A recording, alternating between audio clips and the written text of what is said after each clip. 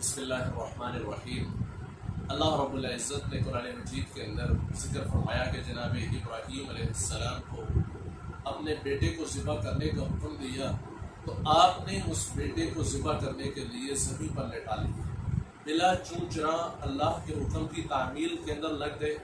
اللہ رب العزت سے نہ پوچھا کہ اللہ اس کی کیا حکمت ہے، اس کا کیا فائدہ ہے، دنیا کے اندر مجھے اس کا کیا معاشی بینیفٹ ملے گا۔ اللہ رب العزت سے کچھ نہ پوچھا بلکہ اس مالک کا حکم دیکھا اور اس کی اطاعت کے اندر اپنے بیٹے کو زمین پر لٹایا اور اس کے گلے پر چھری رکھ۔ اور آج ہمارے رویے کو دیکھیے،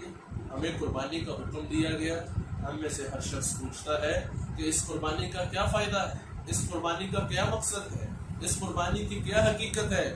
اگر آج ہمیں اس بات کا اختیار دیا جائے کہ اپنے بیٹے کو ذبح کرو جس طرح ابراہیم علیہ السلام کو حکم دیا گیا، یا تمہیں یہ بھی اختیار ہے کہ ایک جانور کو ذبح کر دو، وہ جانور جس میں بڑے جانور میں حصہ جو ہے وہ 18-20 ہزار تک ممکن ہے،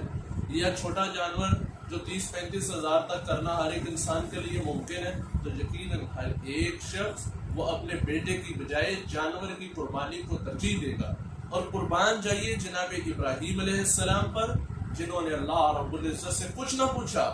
وہ بیٹا جو لاکھوں دعاؤں کے بعد اللہ کی طرف سے عطا کیا گیا اسے قربان کرنے کے لیے تیار ہو گئے۔ یہ ہے قربانی کی حقیقت، یہ ہے اصل قربانی کی روح، یہ ہے اصل قربانی کا مقصد کہ اللہ رب العزت کی طرف سے جو حکم دے دیا گیا اس حکم کی علتیں، اس حکم کی حکمتیں، اس حکم کے فوائد نہ ڈھونڈیے بلکہ اس حکم اور اس حکم کو جاری کرنے والے ذات کی طرف دیکھیے اور اس کی اطاعت اور اس کی فرمانبرداری کی طرف لگ جائیے۔ یہی ہے اصل میں قربانی کی حقیقت اور قربانی کا مقصد، کہ اپنے نفس کو تقویٰ اور اطاعت شعاری کی طرف انسان مائل کرنے کے لیے راغب ہو جائے، اور وہ جانور جس طرح اس کو اللہ کے راستے کے اندر اللہ کا حکم سمجھ کر لٹا دیا گیا، ذبح کر دیا گیا،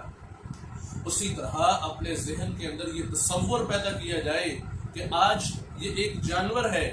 کہ کل قلاں اگر مجھے اپنے مال کی، اپنی جان کی، اپنی قیمتی متاع کی کسی چیز کی قربانی دینا پڑے تو جس طرح آج اس جانور کے لیے، یا جس طرح ابراہیم علیہ السلام نے اپنے بیٹے کو ذبح کرنے کے لیے صرف اللہ کا حکم سمجھا اور اس پر عمل شروع کر دیا، کسی حکمت کو، کسی فائدے کو خاطر میں نہ لائے،